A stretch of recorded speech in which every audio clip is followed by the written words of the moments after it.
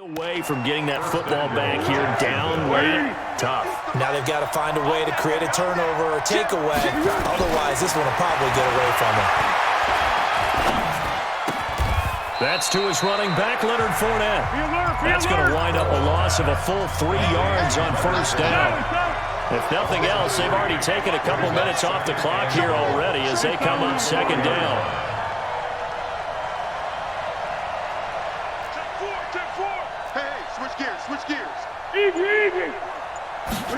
Second and 4.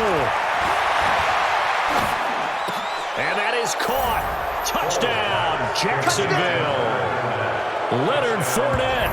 He scored on the ground and through the air. And the Jaguars are able to widen their lead. They went 5 wide in that offensive set. In racing, going 3 wide is a big deal. To go 5, how about the way that they finish things off? Did you just fit a race car reference into the game? Zoom, zoom. How about the way that you play? When you go 5 wide, that means you're going fast now. Zoom, zoom indeed. Extra point hugged the upright a bit, but he gets it to go.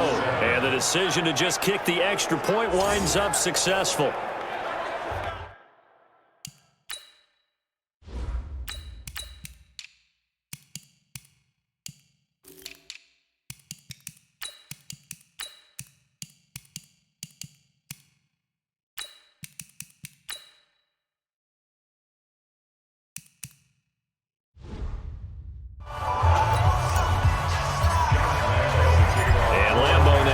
Touchdown.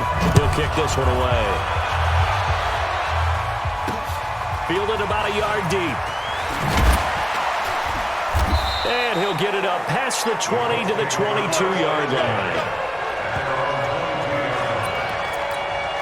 The Indy offense at the line and set to go. These guys had to punt their last possession, and that's become too familiar of a refrain. Too many of these drives just wound up going nowhere. But you know how in baseball, when the pitcher gets a base hit and he's on base, they bring his jacket out to him to keep him warm? A lot of times the punter goes to the sideline, puts on sweatpants or a wrap over his leg to keep it warm. He might need a massage from the trainer right now from all the work he's getting. The throw over the middle, taken in. And he'll get this up to the 34-yard line.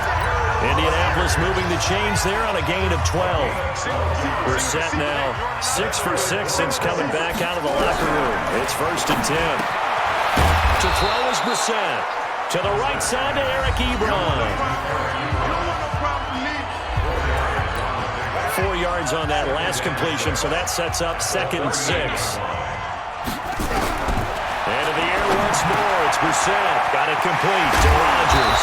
And taking it across midfield and inside the 45. Good yardage there for the Colts. 18 and a first down. So in Jacksonville territory now. Here's a first and 10 at the 44-yard line. Here's Brissett. And that is incomplete. He couldn't hold on through the contact. Brings up second down. An incomplete pass on first down. That leads to a second and 10. Again, it's Brissett. Throwing over the middle, and it's incomplete.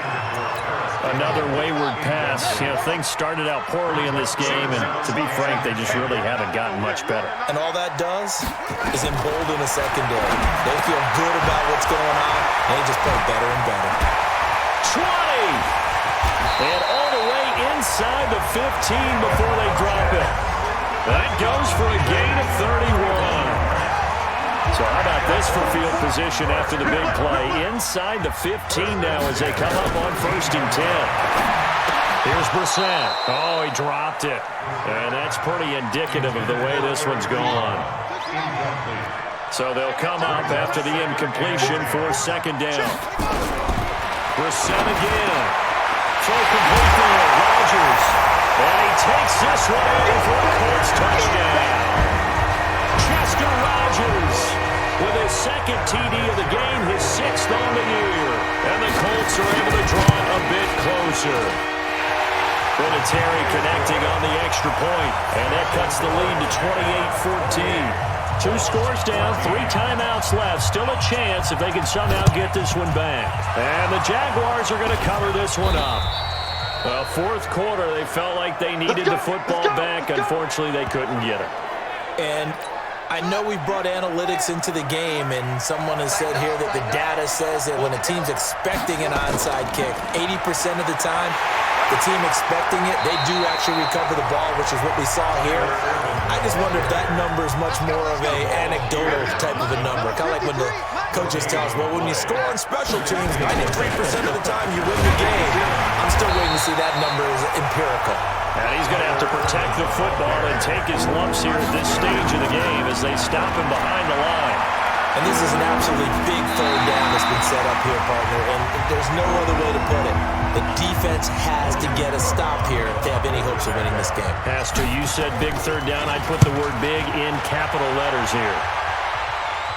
And this will be up to the ruling of the side judge here. He says it crossed out of bounds at the 16-yard line.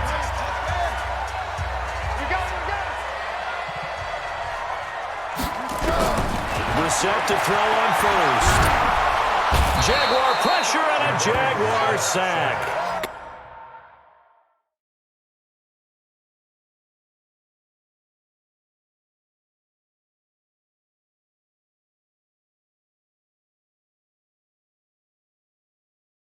Calais Campbell in there to drop him for his 11th sack of the year. Well, so much for setting the tone of the drive offensively. Giving up a big sack that loses that kind of yardage, not a great start. Throwing on second and long. Brissett, he completes this one to Mack. They'll give him 8 on the play, and they'll be facing a 3rd and 12. The Colts on third down, not quite 50%, 4 for 9. This is 3rd down and 12. Brissett. And they will score. It's a Jacksonville touchdown. Now remember, this is the #1 defense in the National Football League. There's a good example of why. Shows that they set an aggressive tone, not just stopping the run, not just getting after the quarterback, but the ball's in the air. They treat it like they're the receivers, and they went after that one and took it all the way. That's fielded in the end zone. And no run back here. This will be a touchback, and it comes out to the 25-yard line. The Colts come to the line ready to start their next drive. After the pick six, they go right back to the air. And he'll bring it back to about the 5-yard line. Well, this defensive pressure has been constant all game long. The pass rush, the coverage, they've all been excellent, and now they'll tack on an interception here as this one continues to slip just further. And he'll take this one in for a Jags touchdown. A 5-yard touchdown run.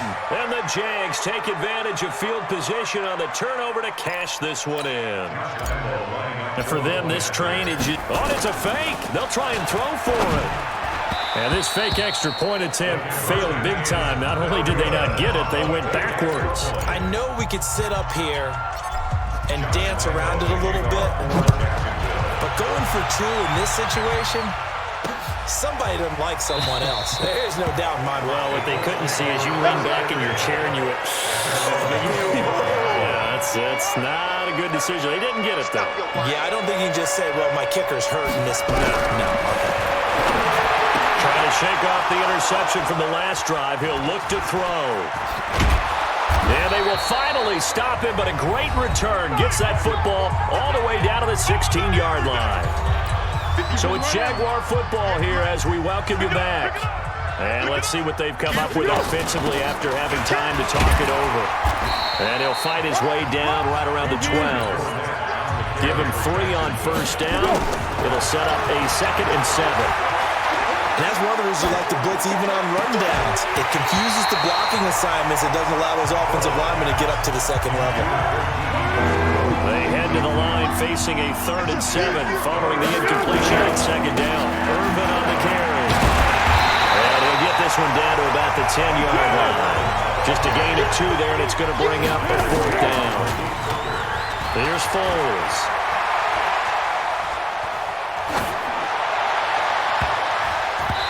This is incomplete. Pierre Desir able to get a hand in and make that play. So we were looking at each other up here in the booth when they went for that saying, oh, wow, talk about trying to add insult to injury. Some teams are just like that. You know, some philosophies, some coaches are like, look, when I got a chance to put some more points on the board, I don't care what the situation, I'm going to do it. And they're also the same coaches as a general rule that if someone does it to them, you won't hear people protest out of it. That's just who they are. Now a man open down the middle of the field. And he gets it to the 30 when it's all said and done. That one good for 20 on the catch and run. So 1st and 10 now from the 30. Brissett. And this will be incomplete. Physical play on the football there, and it's 2nd down. Ball on the 30 as they come up 2nd and 10. They'll throw again. Brissett. That'll be caught by Rodgers.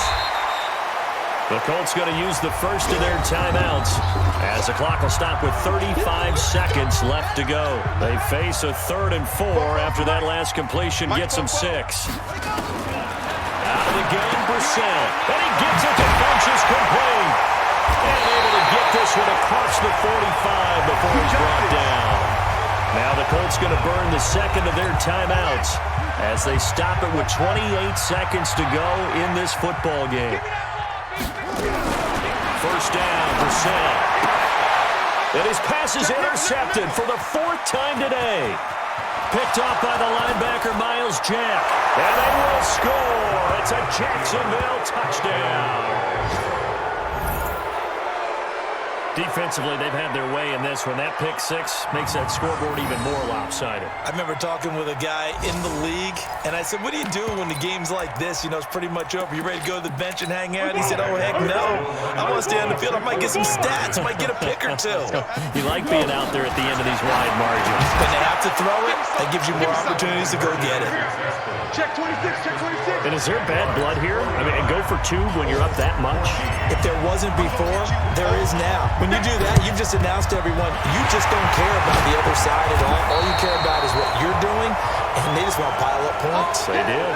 And that's why you have your hands team out there on the field. Those are the best guys ready to make that play. And let's face it, it was executed well. It wasn't a bad kick. It wasn't anything like that. Just that the normal outcome actually came to play. Analytics will tell you it's a very low possibility of getting the ball for the team kicking it in an onside kick situation. You're all about the numbers, aren't you? All about the numbers, baby. It's a new game now. They don't lie. On 2nd and 12, Brissett. And the catch made by Hilton. And he goes down, but not before getting this inside the 25. A gain there of 21 yards. A big offensive explosion helped leading them to victory. And the defensive guys, they're just saying, hey, put those points up every week. We'll just keep winning. They will gratefully accept them, won't they? It makes their job that much easier when they're scoring that many points. Allows them to play with a totally different style and a different flow. So for Jacksonville, they keep on rolling 10-0 now to start the year. And they'll get another road date next week as their opponent.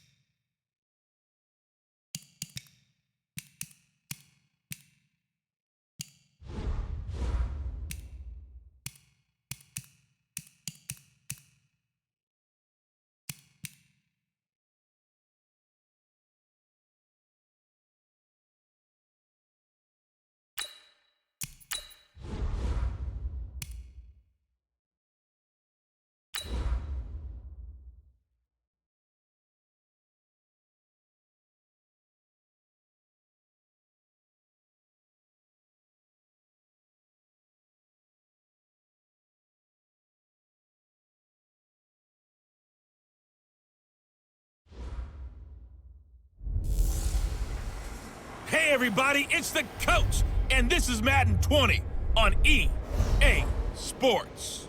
Coming up, we'll see Nick Foles and the Jacksonville Jaguars as they match up with Marcus Mariota and the Tennessee Titans.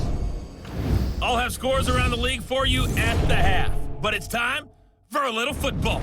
So we'll hand it over to our broadcast team, Brandon Godden and Charles Davis. By many accounts, Coach, one of the most underrated home venues in all of the NFL resides in the heart of Nashville, Tennessee, and that's where we find ourselves at Nissan Stadium. This crowd here fired up for football as a moment ago their Titans were introduced. This should be a good one as the Titans get set to match up with the Jacksonville Jaguars.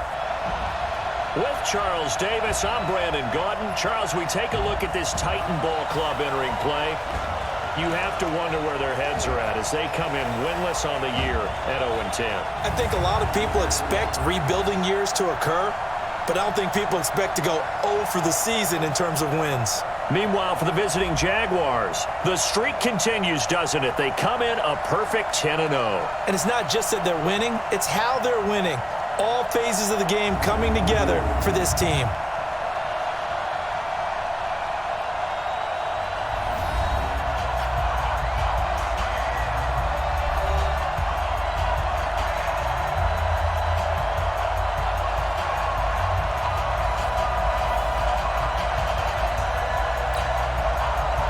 The final playoff push is upon us. It's week 12 of the NFL season, and we're underway on EA Sports. This one taken from the 7. And not a bad return here. He gets it out to the 25-yard line. Here we go. 180. Watch the screen. They go with Leonard Fournette, third-year back from LSU. And his first carry, he loses the football. It's picked up by the Titans.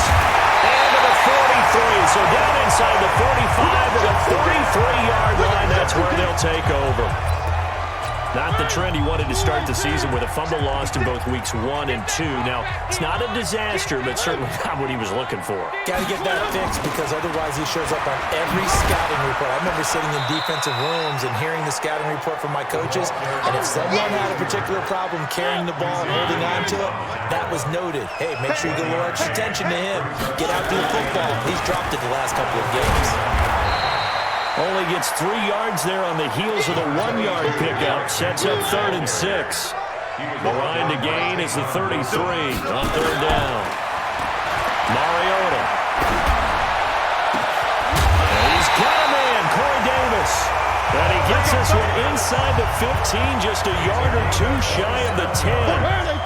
They give him 27 yards on the 3rd down conversion.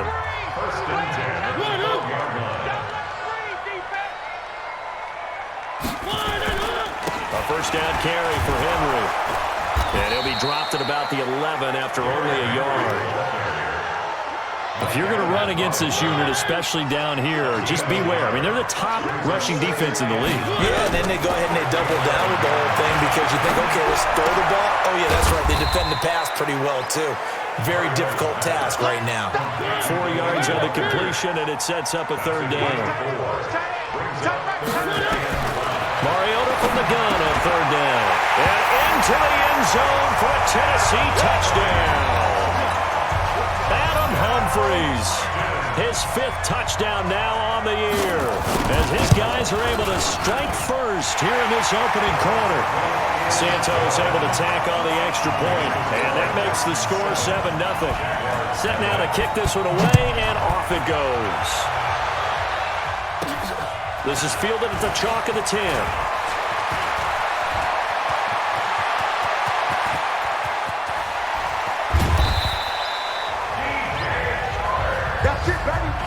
And that's the type of return that puts a tremendous amount of pressure on the defense now. They've got to go out on the field almost like it's a sudden change, almost like it's a turnover.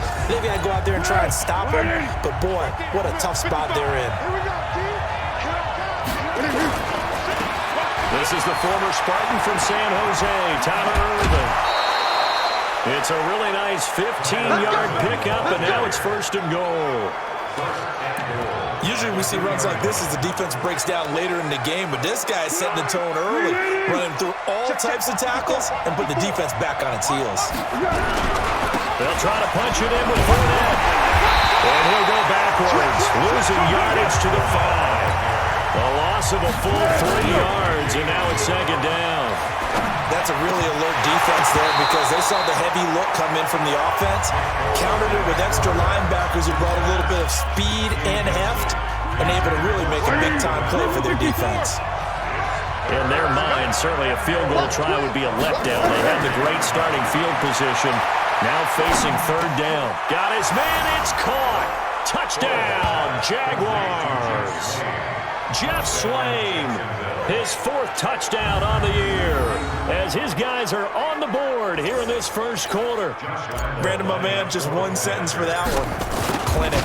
And that's what they've done. They lead the league in points per game this season.